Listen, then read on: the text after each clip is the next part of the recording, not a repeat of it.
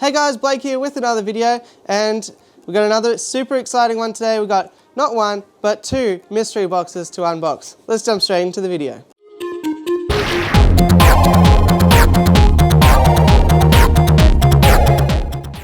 Alright guys, so today's mystery boxes are from the good people over at Coburg Aquarium.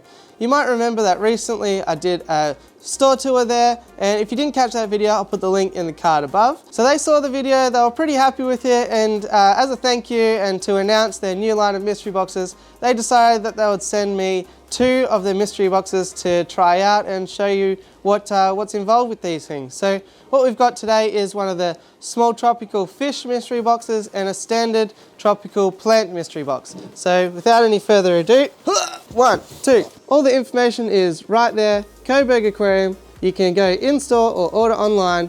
Actually, I don't know if you can order the mystery boxes in-store. I'm sure that they would let you pick them up if you ordered them. But if you do want to order them online, I'll put the website in the description below.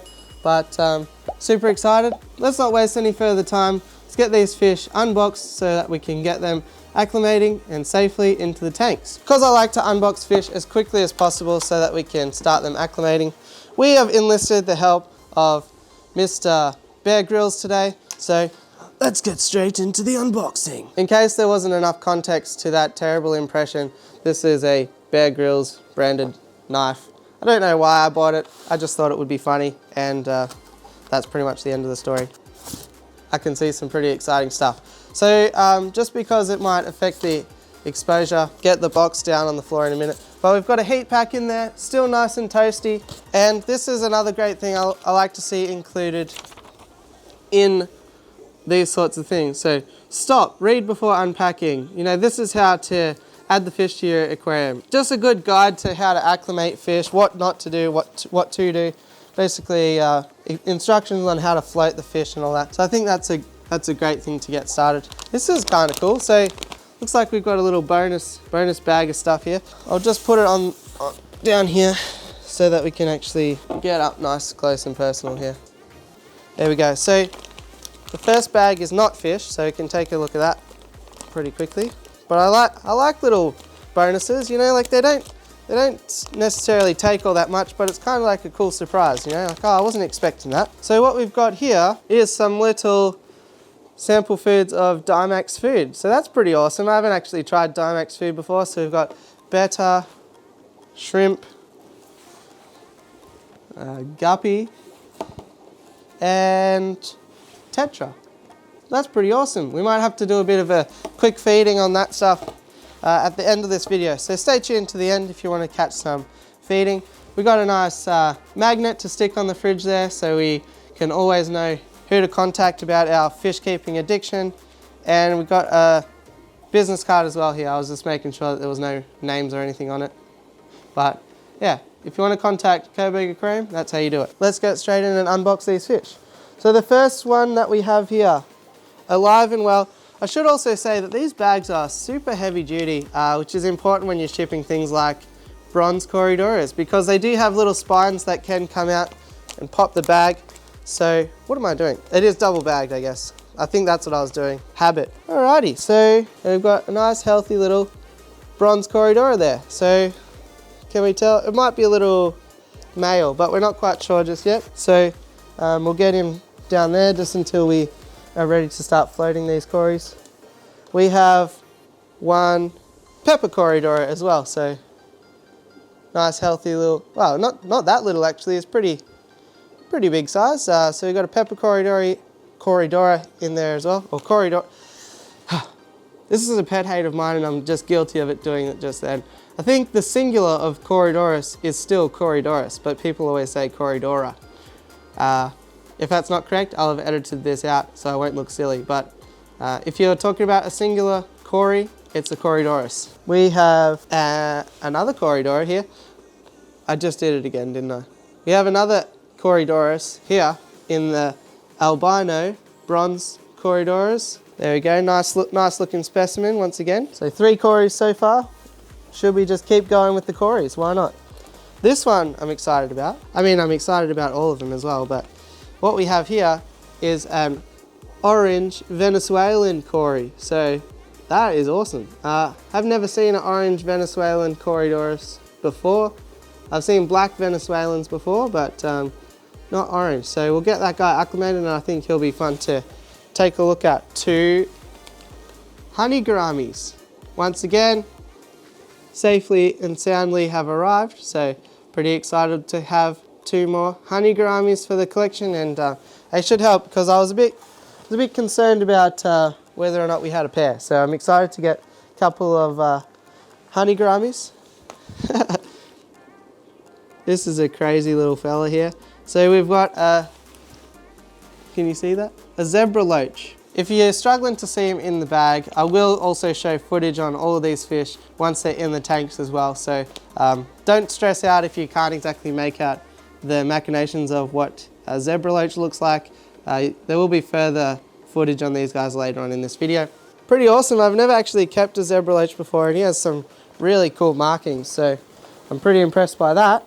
Next on the list we have 1 betta rubra. Awesome, awesome. I'm excited to have a betta rubra to add to the trio as well. So hopefully we might have a little girl here. Always hard to tell, but yeah, super stoked to get a betta rubra. Wild bettas, you know, perfect thing to include in a mystery box. Sort of those unusual fish that you don't come across every single day. And we have, last but not least, we have 6 white-finned rosy tetras. So once again, absolutely no DOAs. These are more of a larger sort of a tetra, and I think they'll pair well with my tank with all the Kerai tetras in it. So we'll get them floated. All right, so I'll go ahead now, float all of these bags, and whilst we wait for them to come up to temperature, we shall rip into our mystery plant box. So stay tuned for that. So once again, Coburg Aquarium, thanks for sending me this free mystery plant box here.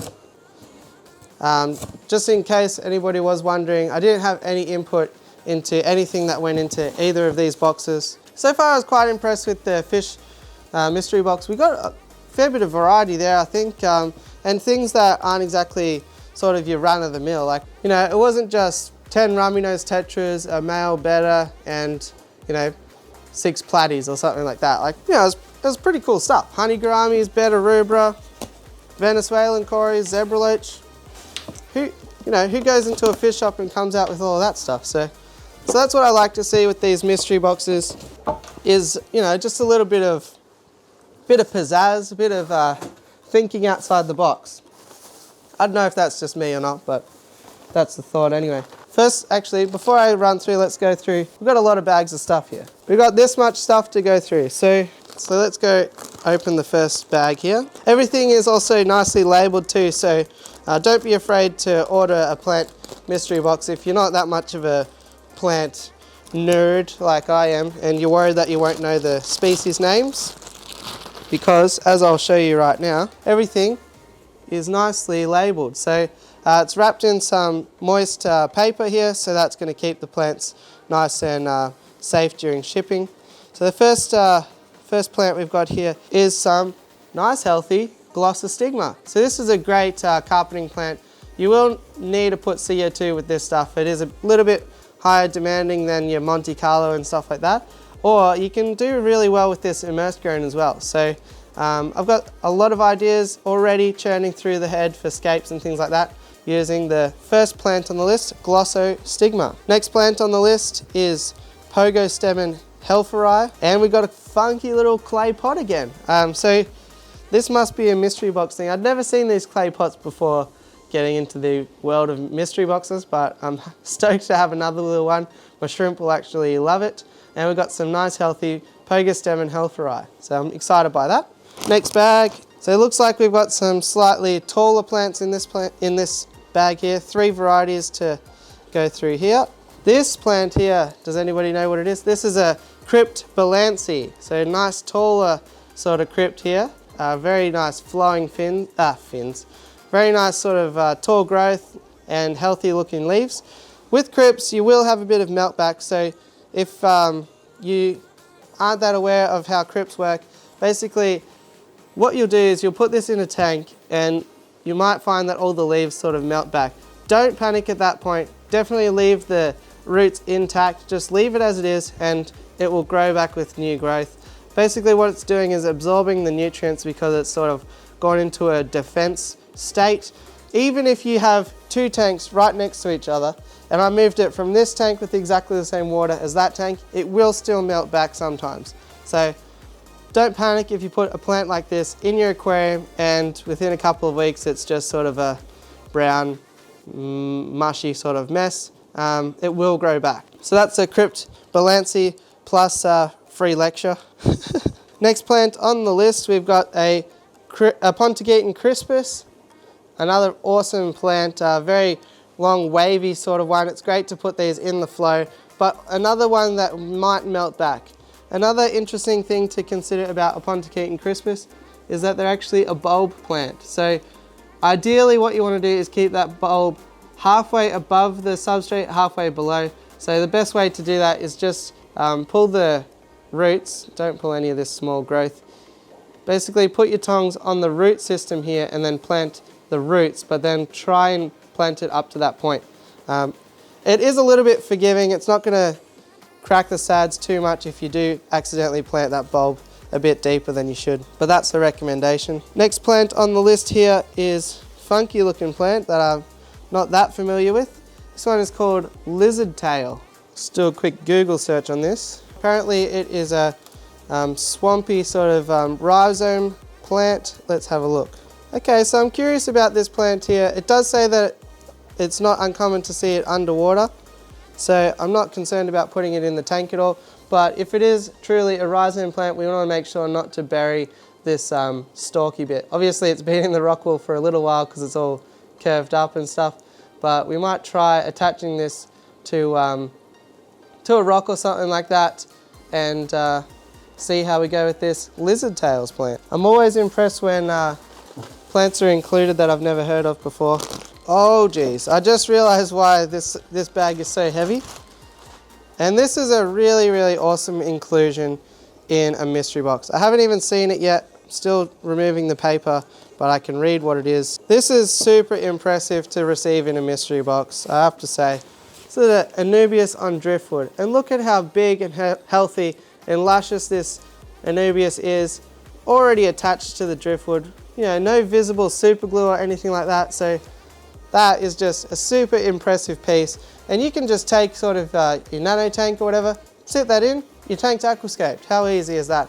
So absolutely very impressed to receive Anubias on driftwood in a plant mystery box. Looks like we're on to our last one here, and we've got a couple of tissue culture plants. If you're not familiar with tissue culture plants, generally they are in their immersed grown state. So once again, you will have a bit of a conversion period to get them across to the submerged grown. But the good thing about tissue culture and the way they are grown is that they are zero chance of containing any algae or pests, snails and things like that, if you don't like yourself some snails. So what we've got here is some Riccia fluitans here. Riccia is an interesting plant. You can float it, attach it to wood or rocks and things like that. Riccia is one of those plants though that once you have it, you will not get rid of it. On the back here it does say advanced care, but I would probably debate that. I think it's a super easy one to care for, and it works quite well if you just sort of hang it. If you get enough of it, a bunch like this, what you can actually do is super glue it to the outflow of a hang-on back or something like that, and you'll get a really nice sort of mossy feel to your hang-on back. It'll slow down the flow a little bit, but in some cases that's a good thing. And the other one we've got here is some blue stricta, Hygrophila stricta, and another great plant. Hygrophilias are always, there you go, beginner care plants. They're always easy, always forgiving, and that's a stem plant. They will get quite a bit bigger than this, so don't expect it to stay this size, but super excited to pick up these plants. So all in all, let's whip the camera around and I'll show you a summary of what we got. Okay, so once just going over quickly what we got this beautiful Anubias on driftwood, massive specimen here, and I'm really impressed by the quality and health of that. We got the Riccia tissue culture here, we got the blue stricta tissue culture here. We got the lizard tail plant here, which I'm keen to play around with further, and if I figure it out, then we'll do a bit of a species spotlight on this one in the future. We've got some Aponticate crispus here, nice sort of wavy bulb plant as we discussed. We have some Crypt Valency here, which, we discussed the melt back on that, but a nice long wavy sort of crypt. We've got the Pogostemon helferi here, so within a little urn, pretty impressed by that. And last but not least, nice healthy specimen of Glossostigma. So all in all, I think that was an absolute winner, and I did say that I got sent this for free, but if I paid for this mystery box, I would be super thrilled with that.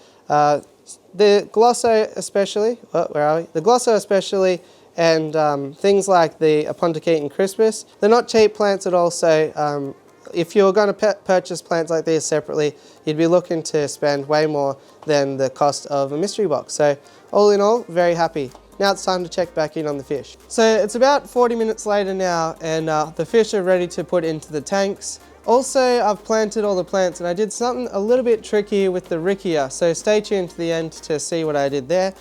But I did also want to point this out. So they do actually offer 100% live delivery guarantees. So if you receive anything that is unfortunately a DOA, these things do happen when shipping fish, especially in extreme temperatures like we've got now. It's the middle of winter. Also, the heat of summer could be another problem. But if you do receive something that is DOA or a bit worse for wear, send a photo to them in the shipping bag, and they'll work with you to arrange a refund, something like that. That's always a good thing to have when ordering things online. Okay, so first things first, we'll get all the corridors in, and I've decided that they can go in this 4-foot tank because I have a number of other corridors in the tank already, so that way they can have some friends to sort of form school with and things like that. So the way that I've acclimated these, I've just floated them in the tank to get them up to temperature, and then once I have floated them for about 30 minutes, all I do is just plop them straight into a net. So I don't want the water basically to come into too much contact with the oxygen, because that does affect the ammonia that has built up in the bag. There's plenty of information around this online, but this is the way that I've introduced fish to tanks at home, so I found it to be successful for me. So just do whatever works for you. I found this method to be quite helpful for myself, especially when receiving fish that have been shipped. So as you can see now, I've still got the bag held tightly so that no oxygen is coming into contact with the water. All I do then is just tip it upside down and release, so that the fish then isn't in contact with the atmosphere. Alright, so we'll release them now so you can take a bit of a look, but nice little albino bronze Corydoras. Next one on the list here is the pepper cory, so you can see him right there. And we'll let him go free.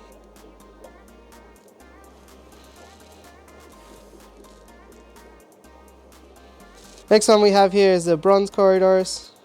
Off he goes. And now we have the orange Venezuelan Corydoras. He will take a while to get his orange coloration going, I think, so we'll let him go now. And go find his little friends.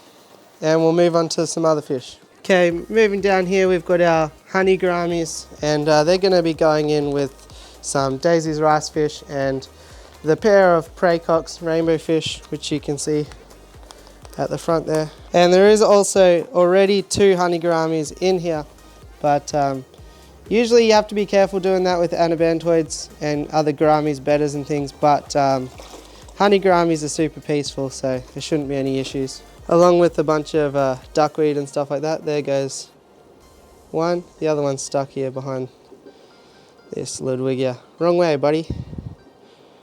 There they go.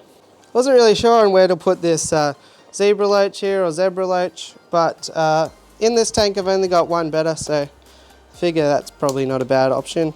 And he'll be up at eye level as well, so I'll be able to admire him or her if they are like other loaches and they're going to be hiding all the time. Alright, so here he goes. Give you a bit of a close-up on this guy because his markings are absolutely sensational. He's a stunning looking fish. He can't wait to get out of the way, but yeah, I'm very impressed with this guy. Alright, off you go, bud. There he goes. And he'll be up in the back corner near the sponge filter somewhere now. Okay, and then the last one for the fish room, because the betta rubra is going to be going inside, is the white tip rosy tetras. So these guys are going to go in with my odesibarbs, and you can see why, because I've got 8 odesibarbs in here and they're nowhere to be found. So I'm hoping that the rosy tetras can be a bit more outgoing, a bit more confident, and then as such the odesibarbs will also be a bit more confident too. Alright, so here they go, ready to release these guys. And there we go. Then we'll take the camera inside and we'll release the betta rubra. So the fish have been in for literally about 2 or 3 minutes and it's already working like a charm. You can see so much more activity in the tank. Still quite low to the, low into the aquarium, but I think over time these tetras are really going to help to bring out the odesibarbs a lot. Alright, so we're inside now and we've got my other pair of betta rubra in here, so figured why not, we'll make it a trio. And hopefully this is little girl.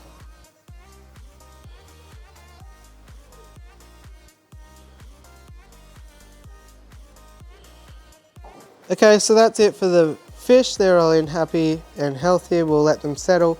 But for the plants, we'll go around vlog style. So I put the 2 crypt balances in here. If we can. So yeah, the crypt balances are there and there. This tank here, I put a lot of them in. So we've got the Anubias on driftwood there. I planted a lot of the Pogostem and Helphori and the Glosso on the foreground just here. So you can see some Glosso, some Helphori, just to try and bulk in this carpet that I'm trying to start in this tank. We put the Aponticate and Crispus in here, so just there at the back to try and cover over that sponge filter. We put the blue stricta in here, just some pieces there, some more over here.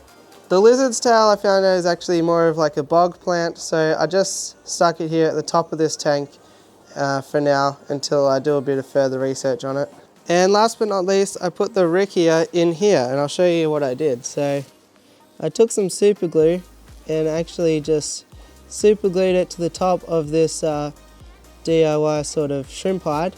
Well, that you can see there's the endorsement right there that that crystal red shrimp is certainly a fan. So in time that will grow over it, and I just think it will make it look a little bit cooler. And yeah, that's what you can do with plants like Riccia. Alright, now we'll do a quick feeding. So let's give some of the new tetras some of this Dimax tetra, why not?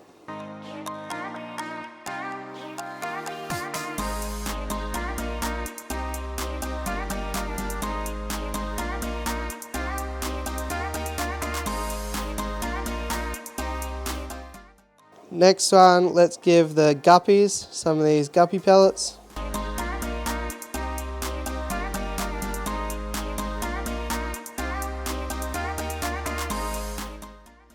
Now let's head over and give the shrimp some of these shrimp pellets.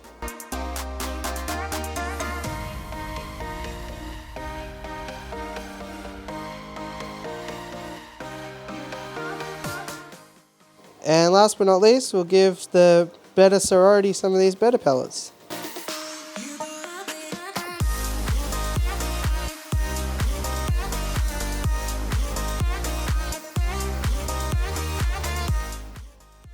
Alright guys, so that was a very quick feeding on these sample Dimax foods that yeah, mysteriously came in as a little bonus. So thanks for including that stuff. Really appreciate that, as a consumer.